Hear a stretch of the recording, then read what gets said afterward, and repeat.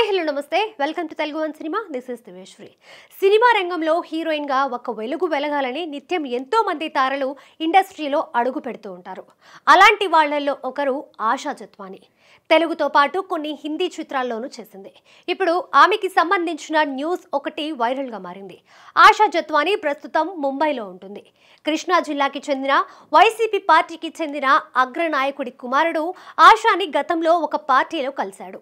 ఆ తర్వాత ప్రేమ పేరుతో లొంగ తీసుకొని కొన్నాళ్లు చట్టాపట్టాలేసుకొని తిరిగారు. ఇక ఆ తర్వాత తనని పెళ్లి చేసుకోవాలని సదరు వైసీపీ నాయకుడు కుమారుణ్ణి ఆశ కోరింది. దాంతో మాట్లాడుకుందామని ఆశని విజయవాడకు పిలిపించాడు. ఆ తర్వాత ఒక గెస్ట్ హౌస్ లో బంధించి చిత్రహింసలకు గురి చేసినట్లుగా వార్తలు వస్తున్నాయి.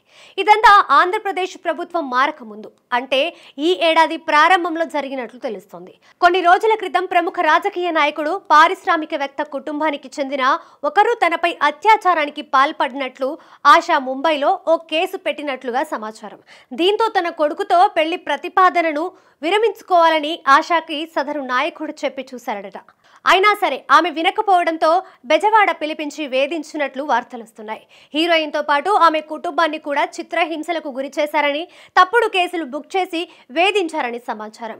ఈ విషయాన్ని ముంబైలో సెటిల్ చేస్తే తన ప్రతిష్టకు భంగం కలిగే అవకాశం ఉందని భావించిన ఆ నాయకుడు, పారిశ్రామికవేత్త గత వైసీపీ ప్రభుత్వ పెద్దలతో తనకున్న సన్నిహిత బంధువుల రీత్యా వారి సాయం కోరినట్లు ప్రచారం జరుగుతోంది. ఇక ఈ మొత్తం వ్యవహారంలో భారీగా డబ్బులు చేతులు మారినట్లుగా తెలుస్తుంది.